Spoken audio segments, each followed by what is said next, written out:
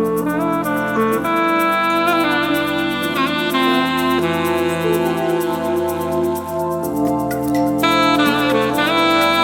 back to another YouTube video / podcast. Today's topic is over something really new. Of course, like I said previously, it's story time. The story I will be reading for the next few days or so is a series called The Kingdom Keepers by Ripley Pearson. This is the first book. It's Disney After Dark, and it says in the description. It pretty much says, in this fantastical thriller, 5 young teens taped as models for theme park guides find themselves pitted against Disney villains and witches who threaten both the future of Walt Disney World and the stability of the world outside its walls.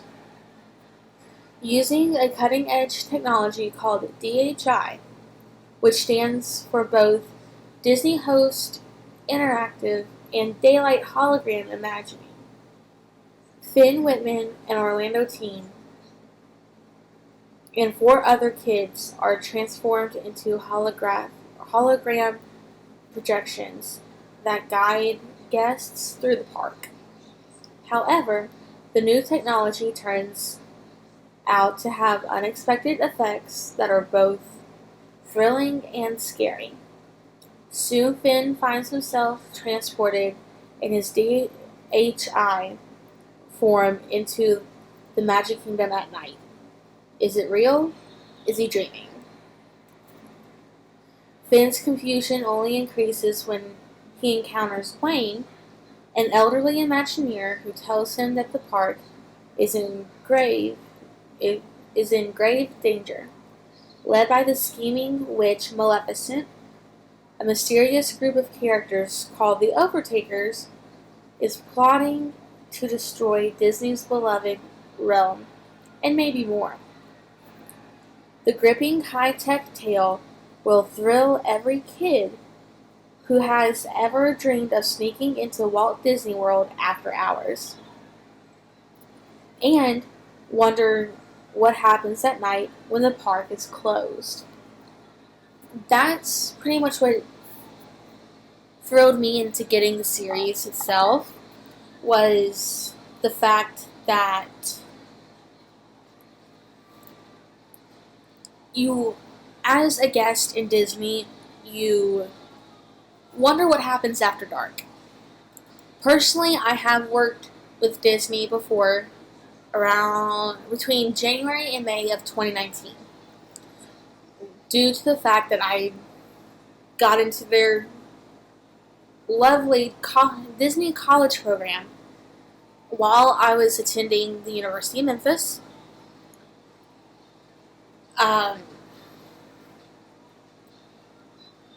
But before that, I got so interested in this series about 6 years ago, or around about 6 years ago, in 2014, when I went to Disney World for my senior trip. And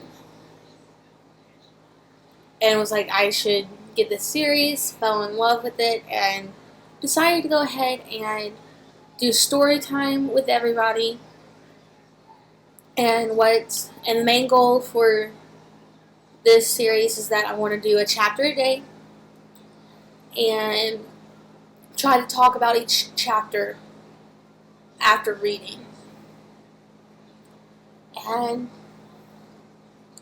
here we go. Keepers After Dark. Chapter 1. He found himself standing next to the flagpole in Town Square, in the heart of Magic Kingdom, in his pajamas. How he got in here? He had no idea. His last memory was climbing into bed. It felt like only minutes earlier. Gripped by the sense of panic, awed by the sight of the Cinderella castle at night, Finn Whitman briefly recalled that he had other similar dreams recently, always in the Magic Kingdom, always at night. But in his 13 years, none so real, so vivid as this. He felt a breeze on his face. He smelt the wet earth of a flower bed not too far away. He heard the distant whine of traffic and the buzz of a motorboat on the lake behind him. It looked so different, he thought, only to realize he had spoken out loud. Main Street stood empty, not a person in sight. He glanced around and quickly saw that he was all alone. Not so different as all that, came a man's voice. Though faint, it startled Finn. He looked around again, this time trying to find the source of that voice. There, an old guy with white hair on a bench in front of the exhibition hall.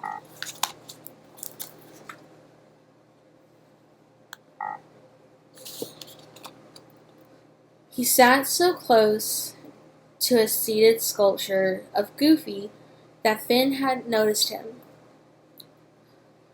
Finn moved toward the man, crossing the empty street. He felt unusual light, almost buoyant. The old man wore khakis, a collared shirt, and a name tag, Wayne. Where is everybody? Finn asked, struck by the electronic sound of his own voice. Is it empty? The man asked, looking up anxiously. Tell me what you see. Finn wondered if the old guy was blind. He seemed to be looking right at Finn. His blue eyes looked perfectly normal. Still, maybe he couldn't see. Well, Finn said politely, it's like empty. And it's dark out, and it's just the two of us. Wayne's expression changed to disappointment. What am I supposed to see exactly? Finn asked. You're only supposed to see what you can see. Whatever that means, Finn said. It means exactly what it says. If you say so. Listen, young man, I've been around here since long before any of them were even created. I live in the apartment above the fire station. He pointed right at the firehouse and then looked back at Finn. That takes some seniority, believe me. Seniority or senility? Finn wondered. Living above the firehouse, Finn doubted it. Nice pajamas, said the old guy. Finn looked at himself. His pajamas seemed to be glowing. What was with that, he said, I don't mean to be rude, but if you can see, if you're not blind, then why'd you ask me about the park being empty? Wayne's ice blue eyes drilled into him. How do you think you got here, young man? That depends on where I am, Finn answered honestly. This felt like no dream he'd ever experienced. Very good answer. I expected no less of you. Excuse me? I assumed that you'd question this. That's only natural. But ultimately, there's only one explanation, isn't there? Is there? Finn asked, confused. The other ones I wasn't so sure about, but you, Finn Whitman, by the way, that's a fine name you have. A name with real potential. Finn took a step back. How did this old guy know his name? What other ones? Finn asked. He studied Town Square and Main Street. The street lamps shone yellow. The Cinderella Castle glowed in the distance, all the familiar streets and paths and attractions, but empty. I told you, there's no one here, no one but us. It's empty. Wayne said nothing as he stood and walked up Main Street, past the shops and toward the castle. Finn found himself following right along. They reached Central Plaza, an island in the center of the traffic circle, which the spokes of which led to Magic Kingdom's various lands: Tomorrowland, Frontierland, Liberty Square. They stopped in front of the statue of Walt Disney with Mickey. The castle rose majestically into the night sky. What time is it? Wayne asked. Finn brought his arm up to look at his watch. He saw that his arm wasn't exactly his arm. It was glowing. Not only glowing, but he could almost see through it, as if. What's going on? Finn asked. What's with my arm? Wayne sounded critical as he said, figure it out. He then reached into his pocket and removed what looked like a remote control for a car, a small black plastic fob with a single red button. It looked like a garage door opener. What's with that thing? Finn asked. This button will send you back.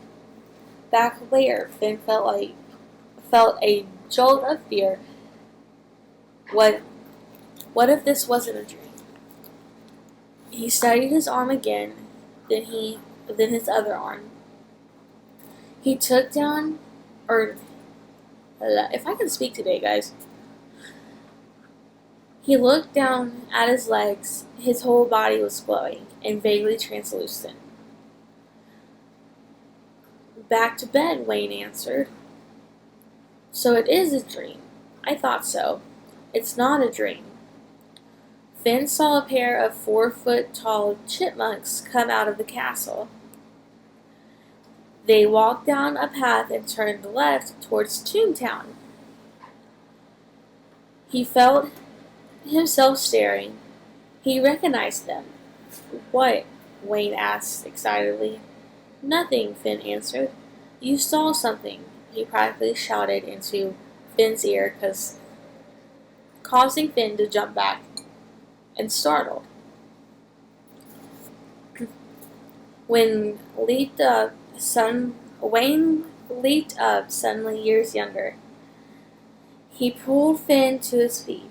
You saw something, he thundered. Hey, what's the big deal? Tell me what you saw. You saw it too, Finn told him. Which character? Finn felt relief. Wayne knew Finn had seen a character, which had to mean he'd seen it too. He was clearly playing some kind of game, making Finn actually name the character. But Finn was good at games. Which character did you see? Finn asked. You want me to push this button? Wayne threatened. Did he? Finn wasn't sure. If it was a dream, the black remote control fob represented a way out. When was the right time to use it? He hoped to stretch this a minute longer. It was fun here. He glanced around at the sound of footsteps. Goofy went tearing past them, not 30 feet away, and headed into Frontierland. Wayne never moved, never looked in Goofy's direction. You're playing head games with me, Finn said. Am I? Goofy, Finn said. Are you asking me if I'm goofy? I've been called worse. Wayne studied Finn. His old leathery face brightened up as he said, You saw Goofy? Maybe Wayne needed a hearing aid. He seemed prone to fits of shouting. Finn backed off. Yeah, so what? You would have too if you bothered to look. Wayne probably couldn't hear all that well. He obviously hadn't heard Goofy's footsteps because he hadn't turned toward the sound.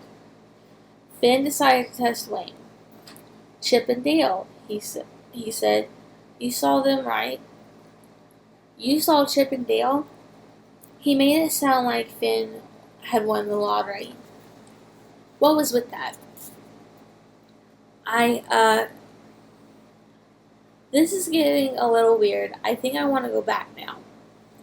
Finn heard himself repeat some of what Wayne had told him, though the words didn't fit in his mouth all that well. It sounded to him like someone else doing the talking. I'll push the button if you like, but I have to warn you. Wayne fiddled with the name tag pinned to his uniform. Warn me about what? What you'll be missing. The park after dark, basically all to yourself. The attractions operate day and night. Not many people know that. Now I know I'm dreaming. But you aren't, Wayne explained. Are you forgetting your arm? Finn studied his arm once more. I'll admit that is interesting. It's almost like Finn caught himself. Like you're glowing, Wayne said in all-knowing, I told you so tone of voice. Am I? What might account for that? Wayne inquired. Finn understood somehow that a lot hung on his answer. His imagining this place or dreaming it or whatever was happening to him, his ability to stay here. To return, he wasn't quick to answer. He didn't want to face what Wayne was suggesting. I give up, he said. No, you don't, Wayne protested. You never would have been chosen to do this if you were the kind who gives up on things. You're a finisher, Finn. That's what I liked about you from your first audition tape. Stunned by what the old guy said, Finn felt his mouth go dry. How did Wayne know about his audition tape? Exactly how complicated could a dream get? Who are you? Finn blurted out. I'm Wayne. I work here. I was one of the first people hired by Walt Disney to imagine this park. The rides, the attractions, they call us the Imagineers. You knew Walt Disney? Finn tried not to sound impressed. He was my boss, you might say. At any rate, he's the reason I'm here. The reason you're here. Me? I know this can't be easy. It's a dream, Finn said, thinking. What's so hard about a dream? No, it's not, Wayne said. Take a look at the moon. Finn didn't move. Wayne's voice became more severe. I said, look at the moon. Finn had to turn around to locate the moon. A half moon, like a crooked smile, hung well above the horizon. When you wake up, when you think you wake up, take a look out the window, you'll see the same moon, and you'll know. "Know what?" Finn asked. "That you are here, sitting in Walt Disney World with an old guy named Wayne."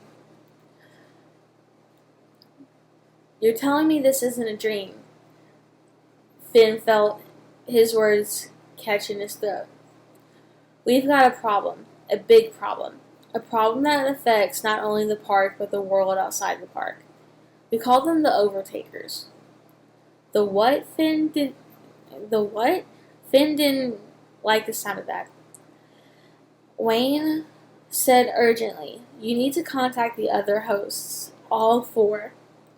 Arrange to meet them here at the same time. That will mean all of you going to sleep fairly close to the same time, within a half hour of one another. Tell them that. That should work, I think." "What are you talking about?" "There's a fable, a story, a puzzle of sorts that was left in case of a problem like this. It's called the Stonecutter's Quill." "A problem like what?" Finn felt totally confused. The Stonecutter's Quill, the title of an eerie sound. Just then Tom Sawyer came out of Frontierland and headed up a long ramp into the castle. Is that really the Tom Sawyer? Finn wondered. The barefooted boy was smoking a pipe with a long stem. Wayne did a good job of not reacting, of pretending he didn't see the kid. Wayne said, "The puzzle has to be solved to be understood. It has to be understood to be of any use to us." He paused and looked over at Finn. It felt like to Finn as if Wayne were looking right through him. "You're going to solve it." "Me?" "The five of you," Wayne said. Finn jumped away from the man. Again, he thought, how complicated can a dream get? If Wayne was only a part of the dream, how could he possibly know about the four other hosts? How could he talk about Finn's audition tape the way he had? It was all related, all rolled into one, but Finn couldn't sort it out. Finn said, "You're talking about MGM Studios." "Of course I am," Wayne said. "You see, I knew you were the right one. You're the leader, Finn." "I don't have the slightest clue what you're talking about," Finn said. "Nice try, but of course you do. You know exactly what I'm talking about. You just don't want to face it. Perfectly understandable. That'll change." "A fable," Finn said, testing him again. "Could a dream remember itself?" "The moon," Wayne remembered him. Excuse me, y'all. "The moon," Wayne reminded him. Don't forget the moon." "I won't. All five of you, I need you together, here, all in the same place, at the same time. I can explain it to you then. Once, as a group. Just the one time. You can decide as a group to help us or not." "Us," Finn said. "I'll explain that as well." "This is the weirdest dream I've ever had," Finn said, not realizing he was shouting. "You'll get over it," Wayne said. He raised his right hand, the one carrying the black remote control fob, and pressing the button with his thumb. Finn awoke, sitting up in bed. His bedside clocks read 2:07 a.m. He collected himself, checked his surroundings. He reached out to touch the glass of water next to the clock. Just the feel of it was reassuring. Thank goodness, he thought. A dream, he wondered. Whoa. He heard himself say aloud, "What a dream." This time his voice sounded more the way it always sounded, which reminded him of how thin and electronic it had sounded in the park. "Whoa," he repeated, just to hear himself say it again. He scratched an itch on his head and another on his belly. That felt better. He laid back down, his head on the pillow, his green eyes wide awake in the dark room. All at once Finn spotted a shaft of light, bluish light on the ceiling. It was the shape of a knife blade. Moonlight. Finn slipped out of bed with trepidation. He crept toward the window, afraid to look. The closer he got to it, the more his face was bathed in that pale light seeping through a small crack in the curtains. Finn raised his arm and caught sight of his watch. His arm appeared solid. It did not glow and shimmer the way it had while he was with Wayne. That came as a relief. Finn parted the curtains. There, out the window, hanging in the exact same place in the sky where Wayne had pointed it out to him, Finn saw a curving smile of a half moon. Could he have known that in his sleep? How? He looked again. The moon seemed to be laughing at him. And that's the end of chapter 1, guys. So with this, I'm going to do, of course, a lovely Disney Mickey that likes a Mickey moving bookmark for chapter 2 for tomorrow's YouTube video and podcast. Next is final.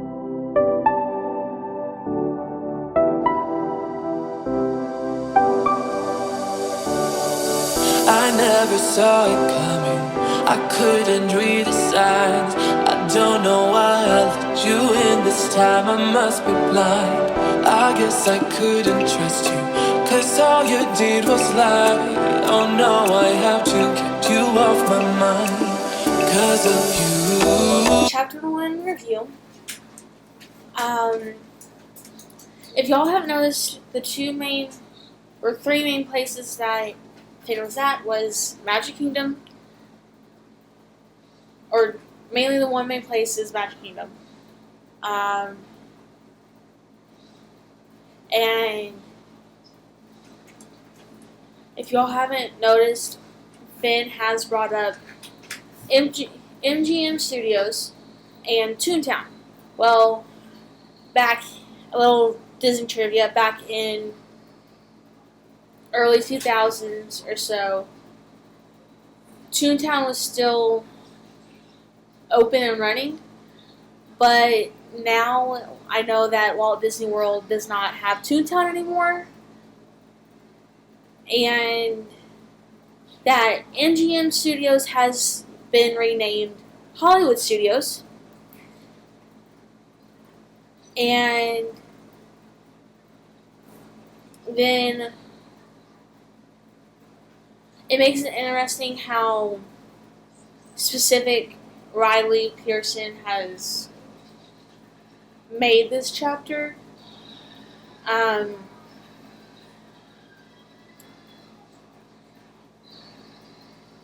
Coming on to a later time, we'll find out why Finn is glowing and translucent, and we'll find out more about the other 4 hosts.